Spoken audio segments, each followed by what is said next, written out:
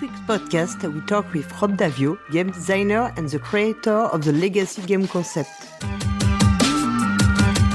The beat of the drums echoes in the pulse beat of the young braves. Salut les joueuses, salut les joueurs, je suis Paul Gara. On se retrouve encore, on est à la Gen Con pour une nouvelle interview et je suis en compagnie de Rob Daviau. Salut Rob. Salut. Oui, tu parles un peu français, you speak a little French. Un peu. Un petit peu. Okay, we are going to... Well, let's do this in English, though. Yes, exactly. Thank you so much for your time and your availability. When I contact you, I ask you if you were okay for giving me a list of 5 board games that were important for you as a player, but also as a game designer. So we are going to talk about these board games, of course. Okay. First, I would like to ask you how you discover board games, when you were a child or when you were a young adult, or more role-playing games or more board games? I discovered games kind of all of those ways. Okay. I played board games growing up, sort of standard American board games. Parker Brothers, Milton Bradley, now Hasbro, so Monopoly and Clue and those sorts of things. But my mom was and is still a board game person, so she bought, ones that came out every year, sort of more obscure ones. And my grandmother had a lot of kids. Okay. And so she had board games at her house that I would go play as well. And I liked them, but I wasn't super engaged with them. Like, They were nice. And then when I was 11 years old, I went off to summer camp, and there was this new game, or new to me, called Dungeons and Dragons. It had been around for 7 or 8 years, but it finally made it, to where I lived for kids. And that changed my whole perception. I was like, oh, there's something here, because it was just very different. And that's when I kind of fell in love with role-playing games and mostly stayed in love with role-playing games until I ended up getting this job and then moved back to board games. You worked for Hasbro. It was your first job, or? Yeah, it was a real strange, lucky break. I was living in Boston, and I was working in advertising as a writer. And I wrote an article for Dragon Magazine, which was D&D's old magazine, now out of print. And I got more satisfaction for that article than anything I had done in advertising in 5 years. And so I thought, I'm going to quit my job. This was, in retrospect, an amazingly daring decision, because my wife was pregnant with our first kid. I'm like, I'm just going to... And freelance, work 4 days a week to pay the bills, and then Fridays was going to be role-playing writing. But in the process of looking for clients to write for, I saw an ad for Hasbro needed a writer in board games, and I sort of got in there, and very quickly they realized I could be a writer game designer for things like Trivial Pursuit and games that had a lot of writing. So I sort of fell backwards into a game design job, and it's been 27 years. You work on the board games of Hasbro and more mass market, what we call mass market, by opposition of... At the beginning, actually, Hasbro had just bought Avalon Hill. Yes. The company made a brand. So I worked on some more hobby games right at the beginning, and then Avalon Hill went over to Wizards of the Coast, so I stopped doing that. But I was working on HeroScape and some games with DVDs that still had a little bit more depth to them. In addition to doing Trivial Pursuit, Monopoly, Clue, I did a lot of Risk games, which is sort of mass market, sort of not. Then by the end of my time there, my department was all very simple games, very kids games. And I knew it was probably time to leave, but I wasn't sure. And then the company moved, and I couldn't move with it. So that just... But in my last year there, I came up with the idea for Risk Legacy. Yes. So I ended up leaving with this amazing story, because I'd be like, I did that game. Can I have it? Can I work for you? Which turned out to be great. Of course, we're going to talk about Legacy, because it's something you are well known for, Legacy games. I read that the first idea of Legacy was about Clue, because they said something like a joke. Why they come to mention? I don't know why they come for dinner every week. Someone always gets murdered. Yes. Right? And it was kind of a joke, and it was part of a brainstorm about Clue. And then we were doing a brainstorm, and I said, wouldn't it be interesting if the things you did in one game carried through to the next? Because it kind of does above the table. Like, I'm just going to use Monopoly. If you're playing Monopoly, someone always plays the same piece. And then they'll be like, don't trade with him. He always gives you a bad deal. Or you sort of are continuing a little bit of the games you played before. Or if you open a box that has Scrabble in it, you'll see like score sheets from 3 Christmases ago, and you go, oh yeah, I forgot we played that. So often games have a little bit of memory, and I wanted to sort of push that. You study theater and communication, so the idea of writing a story maybe by board games with this media, more than literature or movie or something, it was already in your mind, in fact. I think it was a lot of my interests through my life. I read a lot of comic books. For a while, I thought I was going to be a television writer. I played a lot of role-playing games. I played, some video games. And this idea of episodic storytelling, like especially in a role-playing game, I did something and then the story changed. And when you sit down to play a role-playing game, the first thing that happens is the person running it says, okay, so last week we did this, or a TV show. This is what happened last week. Previously. Previously on Lost or whatever they would do. And my thought was, how could we do that in a board game? And then the idea is, well, you'd have to mark it because it might be 3, 4, 5 months until you played it again. So how do you remember? And at first I was very scared. I'm like, well, you can't write on something or put a sticker on the board. And the more I sat with it, the more I thought, well, why not? Right? It's different. And some people will hate it and some people still do, but there's nothing actually wrong with it.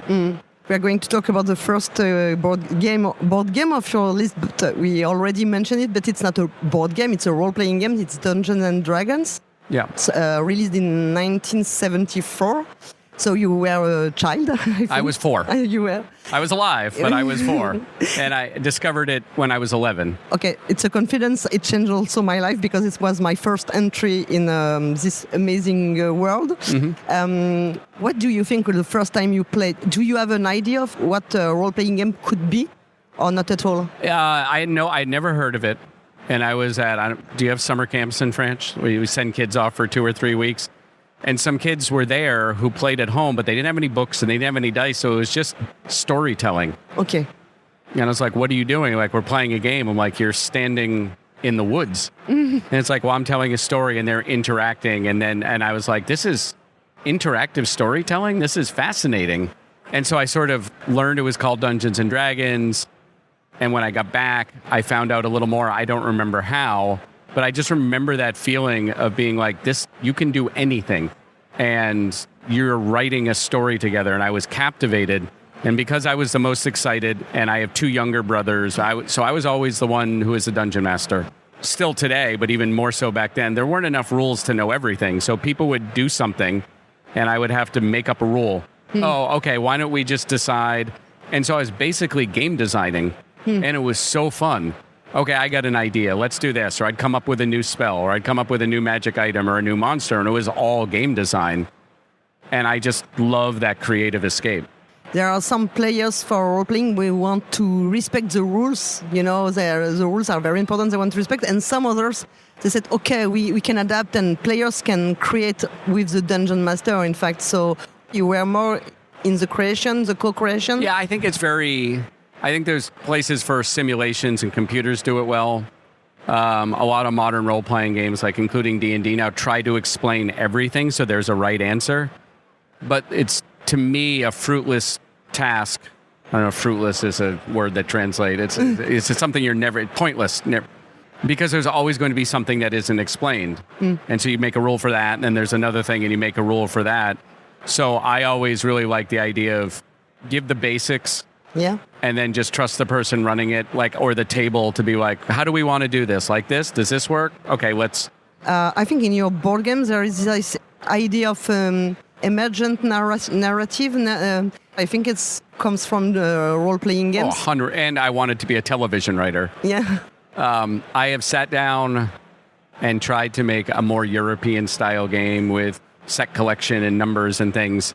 And I always get in the middle, or not even to the middle at the beginning, and I'm like, what's the story? Or actually, what's the emotion I want to feel? How do I get people excited? We're at Gen Con. There's 5,000 games out there. Why should people care about my game? And it's usually because you're emotionally engaged. And, I walked by a game the other day.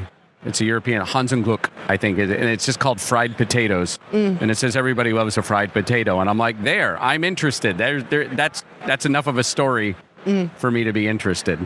You like that the players are really a part of the story they create, because I think in your board games there are not closed systems, there are more open systems. You give freedom to players to create, to appropriate the board game.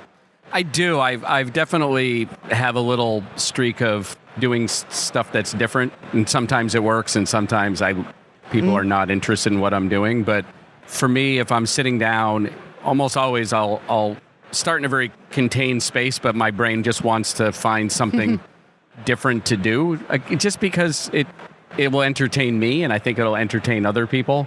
So playing around with rules, playing around with expectations, and letting players be part of the design process and stuff, that's just how my brain works. Today you still play role-playing games or less than... Yeah, I played a role-playing game the day before I came here. Still Dungeons and Dragons? No, it's a different system. It's interesting. Dungeons and Dragons is very much now about rules, character optimization. Yes. And it's got a real power fantasy. Like by second level, you should be in the Avengers. And I personally like it when you're scared. There's grit. Like if you're getting in a fight and someone has a knife, you should be scared. And you're never scared in D&D. Yeah. All the characters have plot armor, and you can all do these miraculous things, which is fun for me once in a while. But I'm running a system where we've had 6 or 7 sessions and 2 fights because they always don't want to get in a fight. And in fact, the second fight, they got their butts handed to them, and they're like, okay, let's not do that again. And it just gives it a sense of reality that I like. I don't know if the US, if they are very popular, these systems in which sometimes you don't have a game master, you don't have even a roll dice, you just like PBTA, Apocalypse World, and you just create a story together and you have just a pitch. And I've done that. I like Fiasco is one. And I enjoy those from time to time, but I like that the dice surprise everyone. Okay. Rick Lang told me once to accept the other with the dice, in fact. Oh, failure is great in a narrative, right? If the hero never fails, if there's no setbacks and there's no tension, then there's no story. If the story is, like a lot of very old stories, like Greek myths and stuff, is like, and then they just did everything and it was great and they won every time, and you're like, that's okay. not possible. Not very exciting. Okay. So the second game you mentioned was Pathfinder, so 1974, Milton Bradley and Mark Berger. And it's not the Edith Grind Butcher. It's not Pathfinder, the role-playing game. It's not Pathfinder, the role-playing game. Pathfinder, a maze building game. It's a plastic board game. It's 50 years old now. Yeah. When I talked about my grandmother having games, this was one that was there. And eventually, all her kids were out of the house. It made it over to my house. And then in high school, I started playing with friends, and we sort of became fascinated and again started changing the rules and doing our own game. And it kind of caught on very briefly amongst a bunch of nerds in our high school where we had tournaments and people had different strategies and we talked about it. And it was short-lived. It was just a couple months.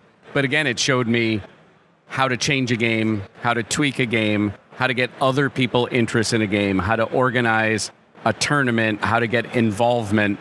And so it was less about playing the game and more about making a game, changing a game, and getting other people excited about it, which is why I put it on the list. And I wasn't doing it to be a game designer. I just thought it was fun. It's like a fight, brain fight. In fact, and tactical. You have to be very brainy to deduct and what is the maze. Yeah, it's not very heavy. It's the game Battleship. Sorry? Battleship. Yes. It's kind of feels more like Battleship. You're trying to guess how the other person built their maze. So when you're building it, you're trying to do things that you don't think they will guess. It's just kind of getting in the other person's head. But you could just do it randomly and it would be fine. Do you think there is an inspiration in the board game you released with inspiration of Pathfinder? Not really. It's a simple abstract game. And at Restoration, where I've sometimes thought, I should bring it back. And then I look at it and I go, I'm just bringing it back because I played it when I was a kid. It's not, I don't think there's anything super special about it other than I played it. I like the game. It's what we call in French the Madeleine de Proust. It's a French book in which someone eats a madeleine, which is a little cake. Oh, yeah. And They're delicious. Because of the taste, he thinks about when he was a child. Yes. And it's there's something. It's just something in your memory. Maybe you don't have to leave it again and again, just to keep it in your mind, like memory. And I still have it from my grandmother at my house. And when my kids were younger, I have two of them. Each one, I said, let's play this game. I liked it. And they're both like, this isn't very good. And I'm like, yeah, no, it's not, but I like it. Yes, I understand. It's not bad. Components are very important in this game because when you look at it, it's something that was very important. When I was a kid, having a very immersive components, I think that in some board games you give importance to have immersive components. For example, when you do Fireball Island, it's a board game we all know because of the... Yeah, some game, I mean, I'm a storyteller. Yes. And when you're dealing with cards and a board and plastic and wood, you don't have much to tell the story. So everything kind of is important. The graphics on the board, the size of things. It's a little bit being like in a play. Right? Like a play doesn't look like a movie. It's got some sets and some lighting, but they do a good job of saying, oh, I see where they are. Right? You can look at it and go, that's just flat. That's just a light, like. And so I pay a lot of attention to the box, opening the box, learning the game and the components. Because if you open a game, we all do this. You open a game and you don't know what it's going to be. And then you see something in it and you go, ooh, what's this? Like, that's exciting. And then hopefully it is exciting.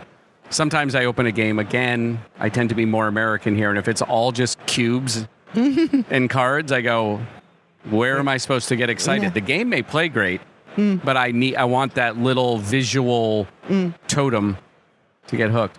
For example, in Unmatched, the artistic directions, the illustrations are very, very important, very specific to the games. When we see them, we recognize the game, and miniatures are very also important in the game. Yeah, we have a great art department at Restoration because we have one figure, sometimes a little token with a tiny picture, and about 12 or 13 cards. And there's sometimes multiple, and that's all we have to paint a story of who this character is.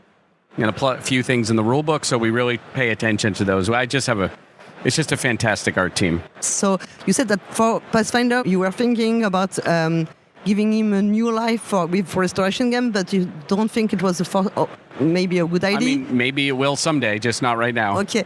And how you choose board games? Because it's like restoring, painting. It's a little bit of listening to what people want. When you first start a company, you don't know, is your audience going to want very complicated games or very light games or family games? Do they want obscure, hard-to-find games? Do they want really popular ones like Fireball Island or something that you can make a little more complicated? So we look at a bunch of different things. One thing we're looking at now is, we Unmatched is all over the world. So let's be careful not to pick a game that only Americans know and have a ton of English. Yes. Right, a ton of words, because then other partners will be like, I don't know what this is, and I don't want to pay to translate all this into a different language. So we'll do that, but we have to be careful not to do only that because we want our games to be in other countries too. So there's a lot of very boring business stuff that goes with picking a game too. Guys, there's a whole bunch of games that we'd like to make that we look at it and say, we would lose money to make it. There's just not enough. It would take too long to make this game and not enough people would buy it. And it may be fun, but it's not smart. I have a personal anecdote. Maybe I don't live, I will cut, I don't know. But Fireball Island was our favorite board games with my brother when we were kids.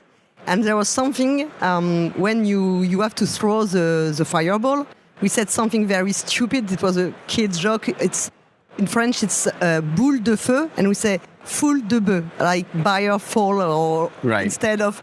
And when I play with my kids, I say the same thing, and my kids say, why? But it's when I see the board game, I think about this anecdote. See, So lots of, and I remember all the moments we have just with fireball, buyer fall off. I had fun with that game. I mean, it was hard to figure out how to make it. But whenever we would try to make it too complicated, I'd say the point of the game is to flick a marble Yes. at your brother or sister and then laugh when you knock them over. Let's not Exactly. get crazy. I mean, the thing about the original game is you didn't know when you were going to get to do a fireball, but when you did, it was pretty obvious what would happen. And we tried to reverse that is you could choose when to do it, but you didn't know what was going to happen. So you got to watch this sort of 2 or 3 second spectacle to see like if it would go this way or that way. And we really wanted to make every fireball sort of exciting moment. So the next board game is Dragon Master, released in 1981. So it's a trick-taking game. It was my first trick-taking game. But it was there was a first edition in 1966. And then there's even one, it's a public domain game, and then Yes. it became Coup d'etat. Yes, exactly. And then it was redone by Milton Bradley as Dragon Master in 1981, which if you look was the year I discovered Dungeons and Dragons. So this had the word dragon in it. Yes. Therefore, I wanted to make it. Now, the guy who did the redesign at Hasbro later, 17 years later, hired me at Hasbro and was my boss. But it taught me trick-taking games. There were 3 different levels of play. It was shooting the moon, like in Hearts, like there. And so I learned a whole new style of card game there. And then when Restoration started, we redid it as Indulgence, just as kind of like a little good luck charm. And it did all right. It didn't do fantastic, but it was fun to take something that had really been an inspiration for me and say, okay, I'm starting my own publisher. Let's put something in that means something. So I got to revisit that again. You play lots of trick-taking games? I not these days, but I love Hearts. And then when I did work at Hasbro, there was a trick-taking game at lunch every day. Okay. And I played almost every day at lunch from 1998 to about 2009. So 10 or 11. So I played 100,000 hands of trick-taking or something. So These days there are lots of trick-taking games. I know there are lots of in America, but also in Europe and in Japan, where trick-taking games are very, very popular. It's always the same basis, but you have to find a good twist. yeah, I'm impressed, cooperative trick-taking games and new twists. And some of them I love. Some of them make my brain hurt. Sometimes I love them and they make my brain hurt. Sometimes I don't like them. I play them, but I tend to just go back to the classics. Give me a deck of cards. And there's 3 or 4 different trick-taking games that I'm very happy to play. But my wife does not like them that much because she knows that I'm much better. Like I will count cards and stuff like that. We'll be playing and all of a sudden be like, well, you got the 8 of spades and you got the Jack of hearts and I've got this and I'll take, and she's like, it's not fun to play with you when you think like that. Okay, so we are going to talk about Talisman, 1983. Oh, Talisman, yeah. Yes, I forgot I said that. Robert Yeah. Harris, yes. You can see we're in the early 80s. I'm a kid and everything is a fantasy board game. I saw that in Hasbro booth. There is a new version. I believe so, yeah. Yes, I saw that. So Talisman is maybe a kind of hybrid because it's like role-playing games. It takes character of role-playing games with the characters we know, the wizard, everything, and also it's a board game. It's not a role-playing game; it's a board game. It was a universe that attracted you because you were playing Dungeons and Dragons. Yeah, I was way committed to fantasy role-playing from 81 to about 1984 or 5. And, one thing I liked about Talisman is it let you kind of have a little adventure that no one had to prepare for, that no one had to be a dungeon master. And you would physically put cards on the board to show what the space was. So every time you played, it would be different, which was very interesting to me to be like, oh, we didn't see this last game. And then this was over here. And that's really interesting that these two things are kind of near each other.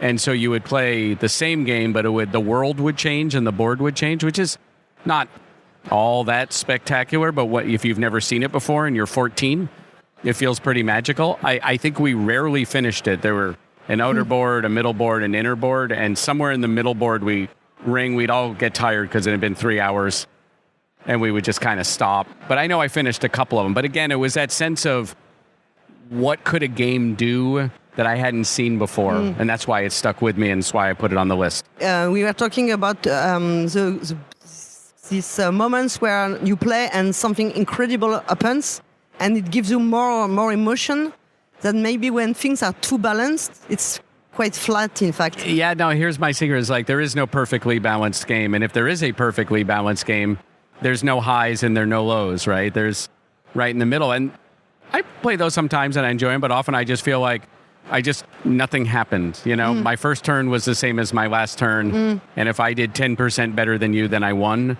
But there were no moments where you're like, I want to be surprised in a game. You know, sometimes it's a bad surprise, and I don't want it to be all luck where the game plays you. But that's why I like a deck of cards or a bag pull, because or dice, you can say like, well, if I draw these 3 tokens out of the bag, then I'll win. But there's 9 tokens, so that's very rare. And you pull the first one, and it's one of the ones you need. And everyone sort of sits up, and you go, no. And you pull the second one, and it's one you need. And then it doesn't really matter if the third one is one you need or not. You've got a story. Yes. Right? And you remember it. And you remember that story. Yes. Like when I worked on HeroScape 20 years ago, we put lava in the game. And the rule was originally, if you step on lava, you die. And I said, no. If you step on lava, you roll a 20-sided die. And if you roll a 20, you miraculously found something to stand on. Otherwise, you die. And people are like, why? And I said, because in some game, there'll be 2 lava tiles, and someone will roll 2 20s and make it like across a river, and they will talk about it the rest of their life. I think in Toulouse Desmedai that you co-designed with Eric Lang, which is one of my favorite board games, I have to say. So you have exactly these feelings because it's a progression with a tension, sad progress.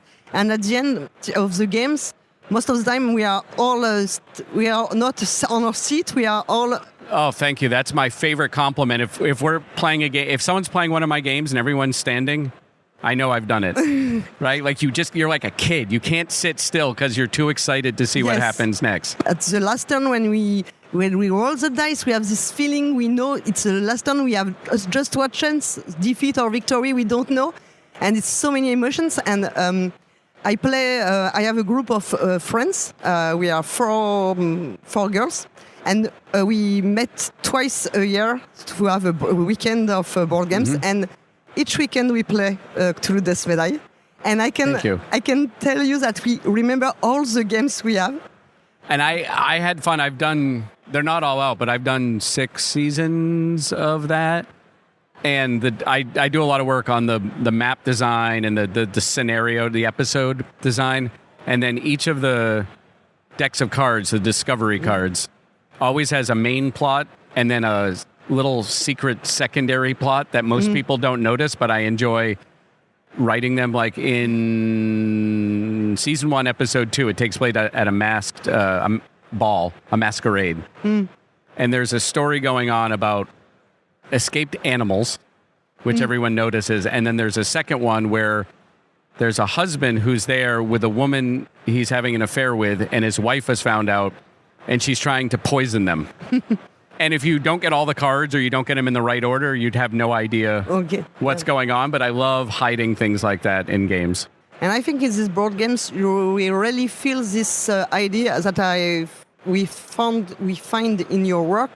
The story is not written on cards, because some narrative board games we just read, and it's really what we do in the board games that create the story. So each story is related to one group of players, in fact. Yeah, I try to do that. I mean, the game that I worked on, I don't know what's my last game that I put on there? Your last Magic. Oh, yeah.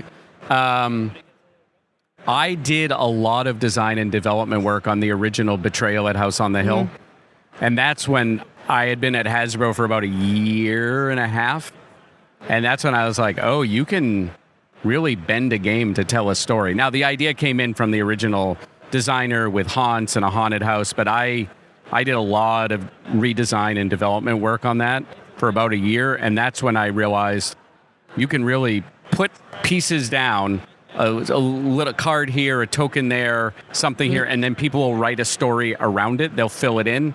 And I love that. I sometimes write too much on a card so that I can feel clever, but they are better when it's just a couple words and a note and a thing, and people go, oh, I see what happened here. And because I think in these board games, especially for dungeon crawling, rules are very streamlined. So we don't have to take too much of the brain on rules. We can just be in the play, in fact. Yeah, I think of myself as kind of, it's going to sound like I'm an artist, which but I like to think I do interactive experiences that happen to be a board game or something close to it. And I just really like that. It's like, I'm going to set you up a little bit and kind of tell you a story, and you're going to work with me to tell the story. And what happens at your table is different than what happens at another table. And you're going to have a little adventure. I'm a big fan of adventures.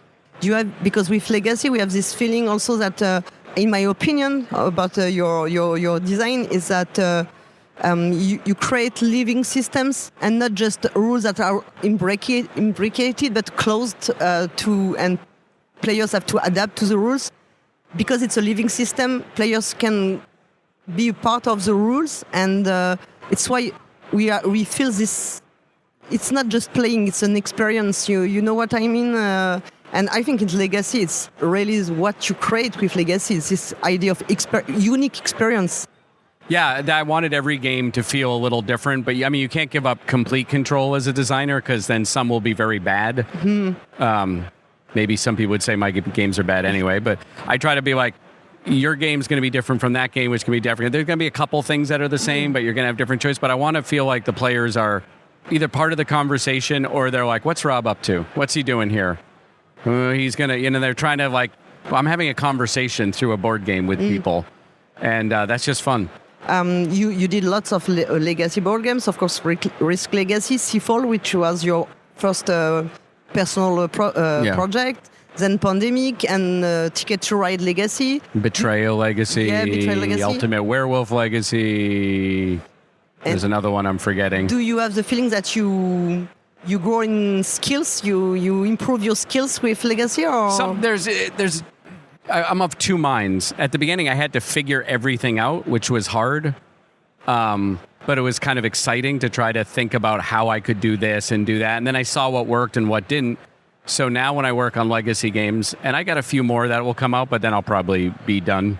I'm kind of using the tools that I know worked best, which means you get a better game, but I'm also sometimes not surprising myself. I'm not like, oh, this is a new thing. How do I solve it? Because I'm like, these 10 or 15 things work. I'll just use those. That's why I say I only got a few more that I'll probably do, because I don't want to start to repeat myself too much. I'm also not young. With Legacy, there is this question, because I know players that don't want to destroy the board games because they don't want a board game that you just can play one shot. But in Legacy, you play a campaign. So there's a whole bunch of. And in my opinion, destroying, scratching off the cards, everything is part of the experience. In fact, it is. I mean, I put the destroying a card in there because my first game was Risk, and Risk is very confrontational. It's very. I'm going to rip up something. I'm going to take over your country. And so I put the ripping cards in, not because it was essential, but because I wanted it to feel very much like Risk. I don't do that in games now because it's what everyone talks about. And all we just do is say, hey, this card's no longer part of your story. I don't care what you do with it. We're not going to need it. You can put it in a bag. You can rip it up. You can burn it.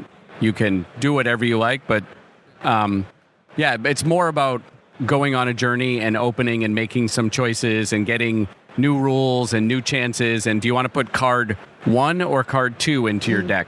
Whichever one you don't pick, you do with what you want. But the whole ripping cards really, really freaked people out. But it was more because it was the game Risk than it was important to Legacy. So very quickly, I just stopped doing it because it was taking too much attention. So we are going to talk about the last board games you mentioned, Magic the Gathering from Richard Garfield, released in 1994. 93, I think. It's on BGG's. Yeah, 93. 93. Yeah, I always get that wrong. You discovered at the beginning of the... Not really. I'm a little surprised in retrospect that I put that on there because I never got deep into Magic. Okay. I saw it, someone had it in 1994, which is why I always think it came out then. And I sort of put together a deck and we played a few games. And like other things, I was fascinated, like with Dungeons & Dragons, like, well, this is a whole new way to think about cards, right? That you aren't just getting a deck of cards, you're building a deck of cards. And a lot of what you're doing is playing the game before you show up. right? That deck building can often be better than deck playing because in your head it works perfectly and you could think, oh, I'm going to play this card and then that card, and then it doesn't work, and then you tweak it, and it's a lot like game design. This will work, no, it didn't. This will work, no, it didn't, but you're sort of making it better. So I played a little around with it right when it came out, very short time, and then when I started at Hasbro, there were a whole bunch of cards there, and I spent about a year playing it, and I just saw all the potential that it could have and has had over time. But again, what I fell in love with was, here's someone who looked at something like a deck of cards and just said, I'm going to do something no one's thought of before. And I really like that. Although, like, I don't know, I got old. Like, I was looking at some Magic cards this morning that were lying around a room, and I was just like, these are a lot of words. And that's just me, right? Like, as it's grown, there's more words and more keywords and more things. And I'm like, yeah, I'm not 25 anymore. I've mellowed out with age. Lots of board game designers talk about Magic like as a very influent board games. Maybe one of the most with Dungeons and Dragons. Very influent because when you build your deck, it's first experience of being a game designer, in fact. Yeah, a little bit. It reminded me of it. So when I was 11, 12, 13 and doing D&D, that taught me how to be a game designer. And then I kind of got reminded of it when I was 24 or 25. Like, oh, I like doing this, because it was only a couple years later that I got a job and did it full time. So it was like just a reminder that the people were doing interesting things in the board game space, because it was before Catan, before German and Euro games did it. And there wasn't a lot of interesting games in the US at the time, unless you wanted to play a war game, which I didn't.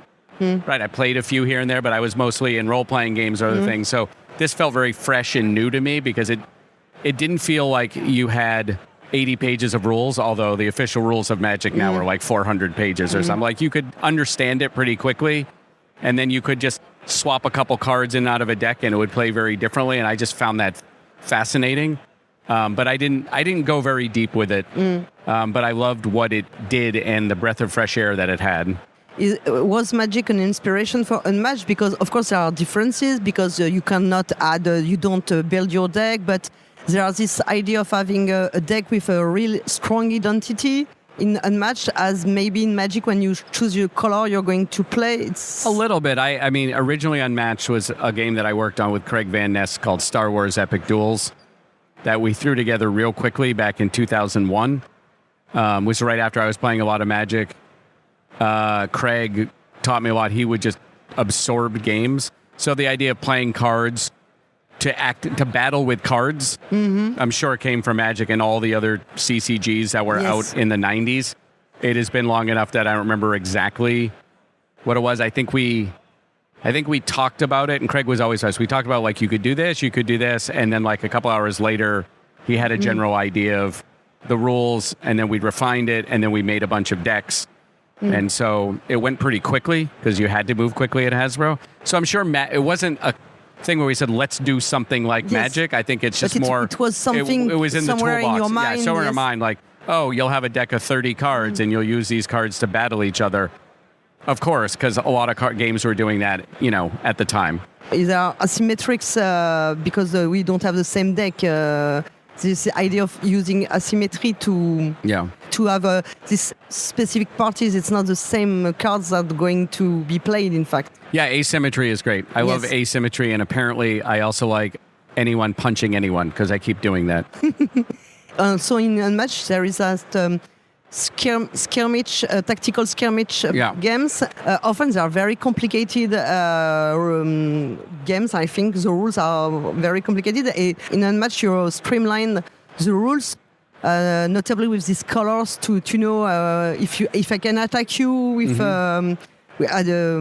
distance or everything else. Exactly.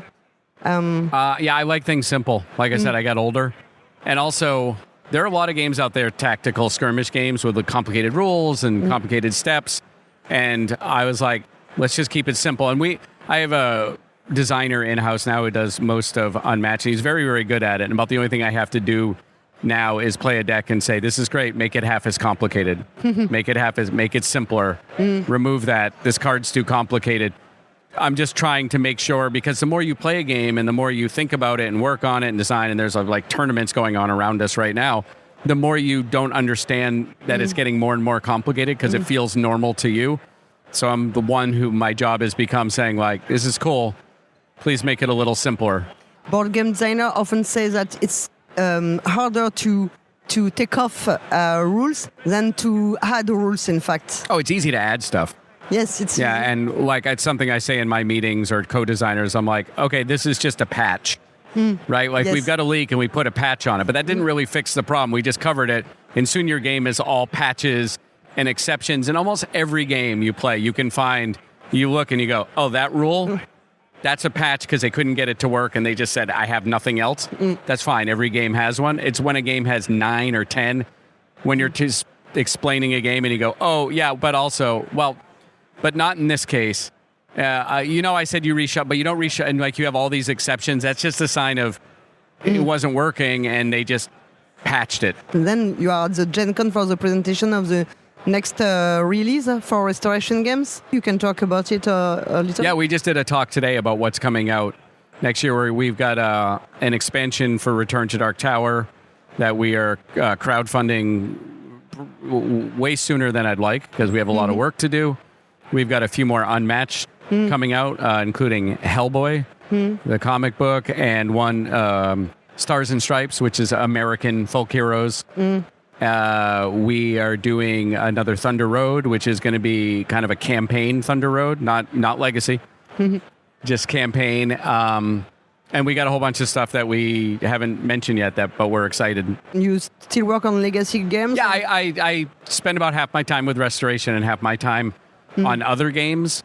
And after Ticket to Ride Legacy came out 2 years ago, a number of publishers sort of, like in the same week, said, will you make one about our game? And they were all great games that I love. And I'm like, oh, there's a lot to do at once.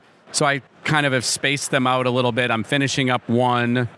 It's announced here, so I can talk about it, which is Forbidden Legacy. Matt Leacock did Forbidden Island and Forbidden. So we're doing the thrilling conclusion to that series, which is a Legacy game. And then I've got 1, 2, 3 or 4 more that I'm working on here and there, and then I'll probably be done. People will be like, okay, stop making Legacy games, and so maybe there'll be a sequel at some point to like Ticket to Ride or something. Nothing's planned now, but Is there something else you want to say, or no? It's no. Thank you for interviewing me. It's my only interview this Gen Con, so Okay. I talk a lot now.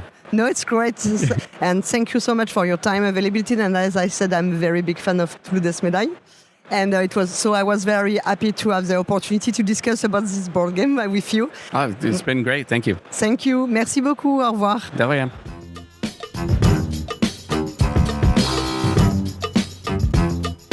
This interview was recorded at Gen Con on August 1st, 2025, and this episode is produced by Paul Garat and Hammer. Our show is completely independent. Its contents are free, as in free speech, and we are not sponsored. Follow Paul Garat's account on Facebook, X, Blue Sky, and Instagram. Thank you for listening to Le Point de Paul Garat, and until next time for a new episode.